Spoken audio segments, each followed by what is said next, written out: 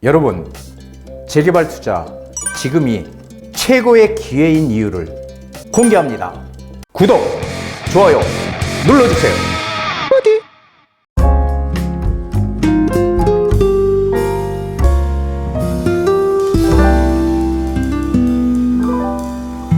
부동산 DJ. 안녕하세요. 부동산 DJ 한정훈입니다. 자, 이제 12월이 저물어 가고 있습니다. 그제 같았던 2025년 이제 저물어 가네요.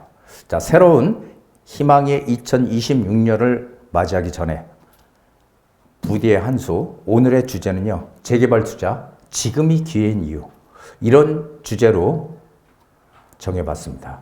지금 상당히 중요한 시기라는 거 여러분들 아십니까?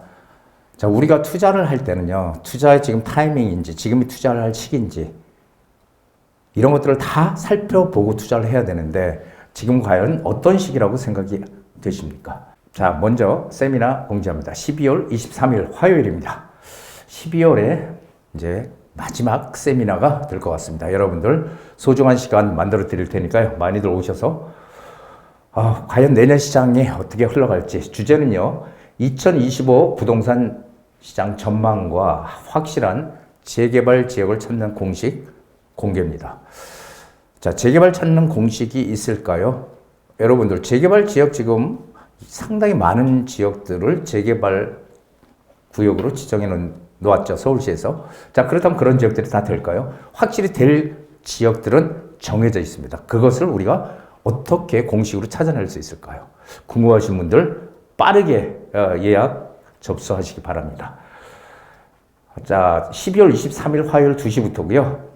이때 정말 오고 싶었는데 연말에 바빠서 못 오시는 분들을 위한 1대1 개별 상담 수시 접수하고 있습니다.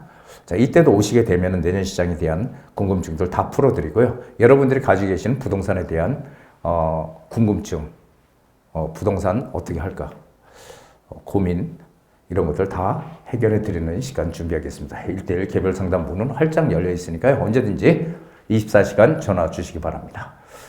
자, 시작합니다. 자, 정부 정책의 핵심 축. 왜 재개발에 투자해야 되냐? 첫 번째가요, 정부 정책의 핵심 축이라는 겁니다. 도심에 집을 공급할 수 있는 유일한 방법이 뭐예요? 유일한 방법이 재개발과 재건축입니다. 재개발, 재건축.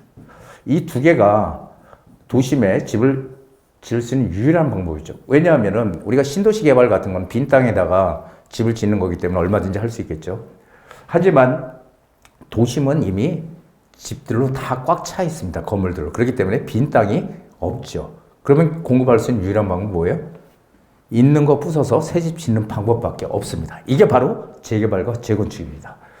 자, 그런데 제가 왜 재개발만 얘기를 하는지는 조금 이따 아시게 될 겁니다. 왜 재건축 얘기는 안 하느냐. 자, 도심에 집을 공급할 수 있는 유일한 방법이 재개발, 재건축이고요. 2026년부터 내년이죠. 공급 부족이 심화된다. 지금 점점 공급이 부족하다. 그렇기 때문에 정부에서는 어떻게든지 빠른 속도로 공급을 늘리겠다. 지금 공급 늘리기 위한 정부의 안간힘, 수도권에 135만 가구를 5년 동안 공급하겠다. 2030년도까지. 자, 이렇게 지금 정부에서는 어떻게든지 공급을 늘리겠다고 하지만 공급이 쉽게 늘어나지 않는다는 거죠. 이게 무슨 뭐 빵 만들듯이 그냥 밤사이에 늘어나는 게 아니죠. 우리가 보통 착공, 철거하고 집을 착공해서 나중에 준공 때까지 지금은 3년 6개월에서 4년 정도 걸려야 됩니다. 자, 이런데 과연 집을 빨리 만들어낼 수 있는 방법이 있을까요?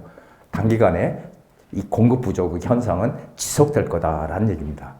자, 그래서 정부에서 안간힘을 기울이고 있는 게 바로 이 공급입니다. 공급. 근데 공급을 도심에서 늘릴 수 있는 방법은 재개발, 재건축밖에 없기 때문에 그래서 우리는 지금 빠르게 이 재개발 시장으로 들어가야 된다는 얘기를 드리는 겁니다. 자, 그리고 제가 늘상 말씀드렸지만 지금 초양극화의 원년이 2025년도다. 2026년도부터 양극화는 점점 더 커질 거다. 물론 이 양극화는요, 지금 갑자기 생긴 게 아닙니다. 10년 전에도 양극화가 커져 간다는 얘기가 있었고요. 지금도 또 똑같은 얘기를 합니다. 하지만 과거보다 지금이 훨씬 더 양극화가 커져 있다는 얘기고요. 지금 양극화를 넘어서 초양극화로 가는 시장이 2026년도 시장이다라는 얘기입니다. 초양극화 시장의 유일한 선택지가 재개발이다라는 거죠. 향후 집값은요, 오르는 것과 오르지 않는 것으로 크게 양분될 겁니다. 여러분, 제 말이 안 믿기십니까? 하지만 조금만 더 두고 보게 되면은 이런 현상을 우리가 점점 실감하게 될 겁니다. 지금도요, 규제가, 정부에서 규제 계속 내놓지만 어디가 올라요? 강남의 집값이 가장 지금도 오르고 있죠. 예, 강남. 즉, 선호도 높은 지역들은 신고가를 갱신하는 곳도 지금 상당히 많이 나오고 있다는 겁니다. 물론 11호 대책으로 인해서 거래량은 한 80% 가까이 줄었지만은 거래량은 완전히 대폭 줄었죠. 하지만 거래되는 것들에서 신고가가 갱신이 되는 지금 상황이 펼쳐지고 있다는 거죠. 자, 그렇다면 오르지 않는 것, 오르는 것은 뭐예요? 오르는 것은요, 누구나, 집값이 오르는 건 뭐예요? 누구나 선호하는 지역이라는 거예요. 자, 우리 규제에서 벗어나 있는 비규제 지역, 이런 것들을 제가 투자하지 말라고 항상 말씀드리죠. 풍선 효과 생긴다. 풍선 효과가 생기는 거 분명합니다. 항상 규제를 하게 되면 규제가 없는 지역으로 풍선 효과가 생기는 건 여태까지 우리 부동산 역사에서 그대로 나타났던 현실이니까요. 하지만 풍선 효과가 생기는 지역들, 그런 지역들은 어때요? 집값이 안 오르는 지역이잖아요. 그렇죠? 비규제 지역이라는 것은 규제가 없어도 집값이 오르지 않기 때문에 규제를 안 하는 겁니다. 그런 곳이 풍선 효과 때문에 오른다고 해서 거기다 투자를 했다가는 망할 수 있는 가능성이 높다라는 얘기죠. 한마디로 망한다는 얘기예요. 절대 풍선 효과가 생긴다 그래서 들어가면 안 된다. 그것은 일시적인 현상일 뿐이다라는 얘기입니다. 자, 초양극화 시장이라는 건 뭐예요? 이런 겁니다. 우리가 인구가 줄어들어서 뭐 집값이 떨어진다 이런 게 아니고요. 한번 보세요. 과거에 우리 주택 시장은 어떤 시장이었냐면은 과거의 주택 시장은요. 인구가 폭발적으로 급등하고요. 주택은 턱없이 부족하던 시절이었어요. 인구는 막 폭발적으로 급등했죠. 70년대 우리 생각해 보세요. 80년대. 자, 그런데 그때는요. 집이 10채의 집이 있다고 했을 때 이 번호를 매겨놓은 건요. 1번 집이 가치가 가장 높고 2번 집이 두 번째, 세 번 집, 3번 집 해서 가치가 가장 없는 집을 10번 집이라고 놨을 때를 얘기하는 겁니다. 1번 집은요. 가치가 가장 높은 거기 때문에 내가 팔려고 내놓으니까 과거 얘기하는 겁니다. 내놓으니까 일주일 있으니까 누가 1번 집을 사러 와. 2번 집은요. 한 보름 정도 지나니까 2번 집도 누가 사러 와. 3번 집은요. 한 달 되니까 누군가 사러 와. 4번 집은요. 한 달 보름 되니까 누군가 사러 와. 5번 집은요. 2달 되니까 누군가 사러 와. 10번 집은 가장 가치가 없다고 지금 시점에 판단이 되는 10번 집은 한 10개월 되니까 누군가 사러 와요. 즉 무슨 얘기를 드리는 거냐면 과거에는 인구가 폭발적으로 급등하고 주택수는 턱없이 부족하던 시절이었기 때문에 언제 누가 와서 사주냐의 문제죠. 가치가 큰 건 빠르게 누가 와서 사고요. 가치가 없는 집은 시간은 걸렸지만 결국 누군가가 와서 사줬다는 거예요. 10개월 후에. 이게 과거의 주택의 현황이었어요. 근데 앞으로 미래는 어떻게 됩니까? 인구가 이제 감소한다고 해요. 이제 점점 감소. 그리고 주택 보급률도 지금 전국 평균 103.5%. 물론 서울 경기는 아직까지 100%가 안 됐습니다. 100%가 안 됐는데도 불구하고 평균적으로 보면은 전국 평균은 100%가 넘어갔다는 거예요. 그렇죠? 이랬을 때 과연 이 집이 1번 집도 10번 집이 과거처럼 다 팔릴 것이냐라는 거예요. 아니라는 거예요. 왜 그러냐면은 1번 집은 누군가 와서 사요. 언제? 한 열흘 되면 누군가 와서 사. 2번 집은 한 20일 되니까 누군가 와서 사. 3번 집은 한 달 되니까 누군가 와서 사. 4번 집은 한 2달 되니까 누군가 와서 사. 자, 그런데 5번 집은 한 6개월 되니까 누군가 와서 사는데 나머지 6, 7, 8, 9, 10 여기는 사줄 사람이 없다는 거예요. 왜 사줄 사람이 없어요? 인구가 감소해 이제. 그리고 집도 예전같이 부족하지 않아요. 과거같이. 그렇기 때문에 이제 어떻게 된다고요? 사람들이 선호하는 이런 지역들만 집값이 오른다는 얘기예요. 나머지는 안 오른다. 이게 바로 초양극화가 펼쳐지는 시장의 미래의 그림입니다. 그렇기 때문에 이 초양극화 시장에 유일하게 우리가 선택할 수 있는 선택지가 바로 이 재개발 시장이라는 거예요. 왜 재건축은 아니고 재개발이냐? 왜 재건축이 아니냐? 어차피 재건축도 도심에 공급하는 거고 재개발도 도심에 공급하는 건데 왜 아니냐? 초양극화 시장이라는 거는 오르는 것만 오르고 오르지 않은 것은 안 오르잖아요. 그렇기 때문에 입지 좋은 곳에 들어가야 돼요. 앞으로 우리가 투자를 할 때 입지가 좋은 곳. 자, 입지가 좋은 곳에 들어가야 되는데 입지 좋은 곳에 재건축 아파트 가격 쌉니까? 아니잖아요. 재건축 아파트 입지 좋은 곳 비싸잖아요.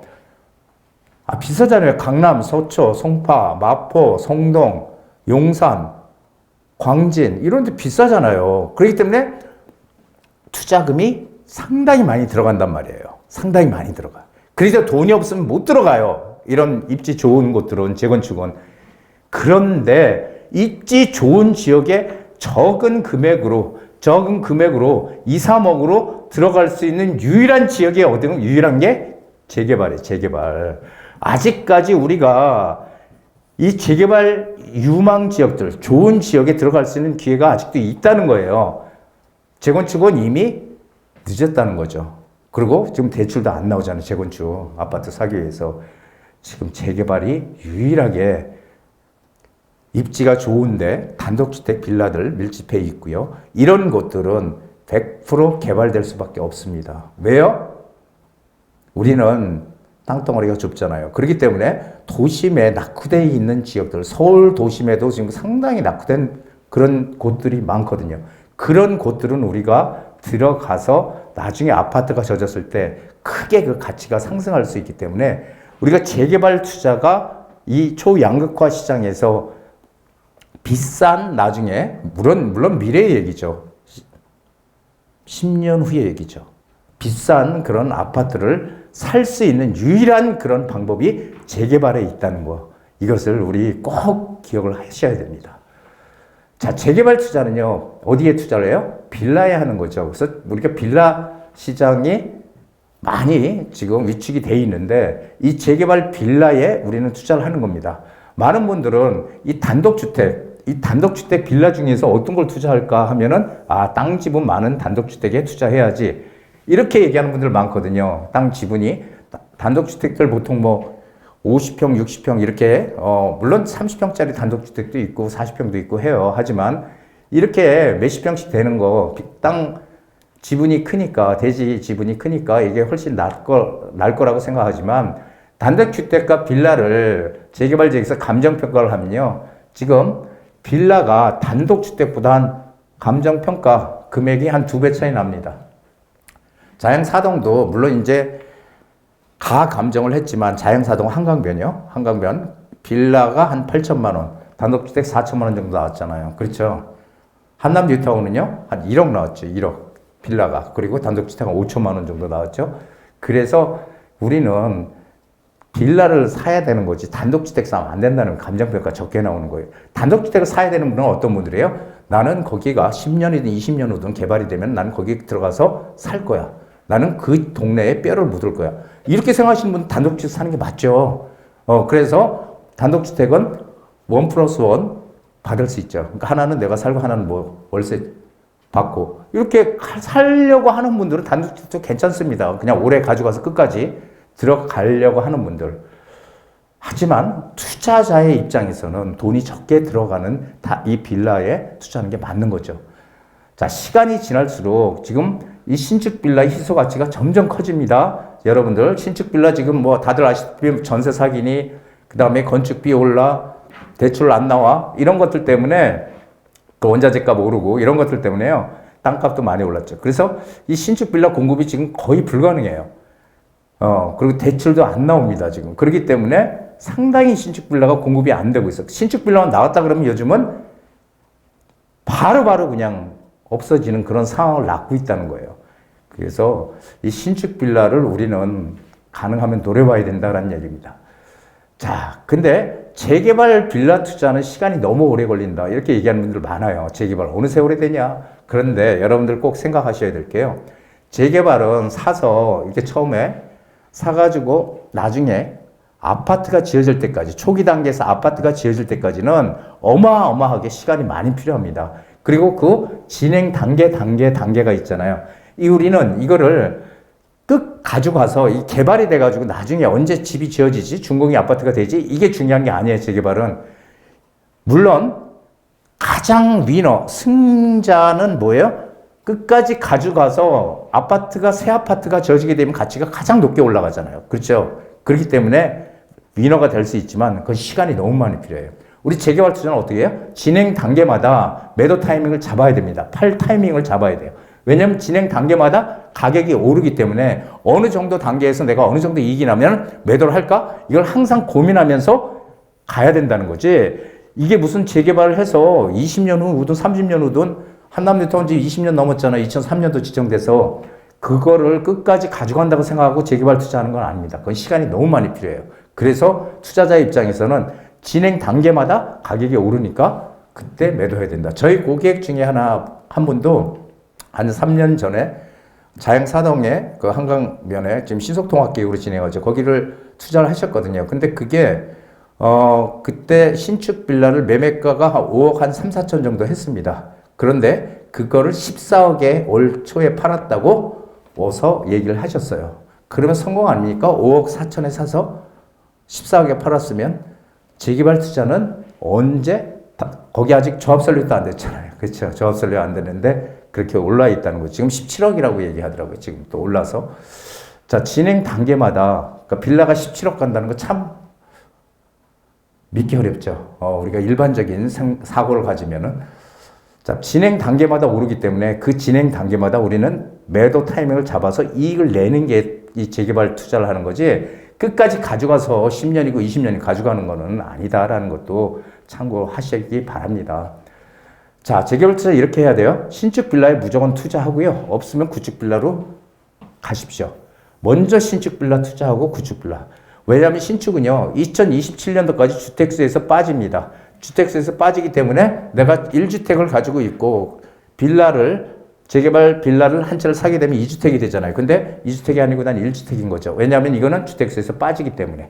이게 상당한 혜택입니다. 이게 2027년도까지만이에요. 그렇기 때문에 이 신축 빌라는 지금 없어서 못 파는 풍기 현상을 보이고 있다. 이렇게 보시면 됩니다. 그리고 외곽 투자, 조금 전에 말씀드렸지만 초양극화 시장으로 가기 때문에 이제는 외곽 투자는 절대 하면 안 된다. 외곽으로 싸다고 가면 안 된다. 이것도 항상 머릿속에 염두에 두셔야 됩니다. 한순간의 판단이 내 운명을 좌우해요. 부동산 성공 투자를 할 수 있느냐 아니면 실패한 투자가 될 것이냐를 좌우한다는 거죠. 자, 2026년은 기회 시간이 될 것으로 저는 확신합니다. 자, 서울 외곽 지역은 토지 해제될 가능성은 높습니다. 언제요? 내년 봄. 내년 봄에 토지거래 허가구역 해제될 가능성이 높다. 왜? 뭐 때문에 해제해줘요? 지금 11호 대책으로 인해서 외곽 지역들 집값이 정고점도 올라가지 못한 외곽 지역까지 다 묶었잖아요. 지금 서울. 그러니까 어떻게 해요? 거기서 막 아우성이죠. 주민들이. 내년 지방선거 있죠. 6월 3일인가요? 지방선거 있기 때문에 지방선거를 의식하는 이 정치적인 행태라고 저는 생각이 됩니다. 그래서 내년에 토지 해제될 가능성이 상당히 높다라고 보여지고요. 자, 그리고 계속 지금 뭐 대책 내놓는다. 대책이라면 뭐예요? 공급대책이겠죠. 공급대책. 근데 더 이상의 공급대책은 무의미해요. 지금 나올 거 뭐 다 나왔잖아요. 지금 뭐 신도시에다가 LH 주도로 하겠다. 그리고 도심에 뭐 청사라든지 그렇죠. 이런 것들 부분적으로 빈 땅들 이런 것들을 갖다가 거기다가 개발하겠다. 근데 그거는 상당히 소규모잖아요. 그렇죠. 큰 규모로 공급할 수 있는 방법이 없어요. 그러니까 이 서울에 공급할 방법은 없어요. 서울에 공급할 수 있는 방법이. 그래서 참 이 부동산 대책이 어렵긴 어렵습니다. 그래서 하여간에 우리는 이거는 정부에서 해야 될 일이니까요. 우리는 골치 아프게 신경 쓸 거 없고요. 전세, 월세, 매매가 상승 시장 세 가지가 다 같이 오르는 이 상승 시장이 펼쳐질 게 거의 99%라고 보시면 됩니다. 제가 확신을 가지고 2020년 기회 시간이 될 거기 때문에 여러분들 그 기회를 확 움켜 잡으시는 그런 시간들을 만들어야지 그냥 또 흘려보내면 절대 안 된다. 정말 좋은 기회가 우리한테 왔다. 이렇게 저는 보고 있습니다. 자, 12월 23일 화요일 부동산 시장 전망과 확실한 재개발 지역을 찾는 투자 공식 공개합니다. 자, 1대1 개별 상담은 항상 수시로 접수합니다. 언제든지 빠르게 전화 주시기 바랍니다. 자, 부동산은 불멸의 자산으로 계속 가치가 상승한다. 러셀 세이지라고 1800년대 후반 가장 부유한 미국의 금융가랍니다. 근데 항상 제가 말씀드렸지만 부동산 가격은요, 물가 상승과 비례해서 계속 올라왔다. 돈의 가치는 계속 하락하고, 그렇죠? 물가는 오르고, 그것을 방어하는, 해지하는 자산이 바로 이 부동산 자산이다. 금도 마찬가지고요. 여러분들 이것을 꼭 기억하셔야지 부동산 가격이 뭐 5년 전 수준으로 떨어져야 된다. 이런 얘기는 절대 좀 하지 마세요. 그 말도 안 되는 얘기니까요. 자, 그러니까 오늘은 여기까지 하고요. 여러분들 새해에도 항상 저희 채널을 부동산 DJ를 좀 응원해 주시고요. 항상 건강하고 새해 복 많이 받는 우리 구독자님들이 되시기를 기원합니다. 고맙습니다. 한정훈의 부동산 DJ에서는 여러분들의 고민을 기다립니다. 영상을 보시고 투자에 관심 있으신 분은 지금 바로 연락 주시기 바랍니다.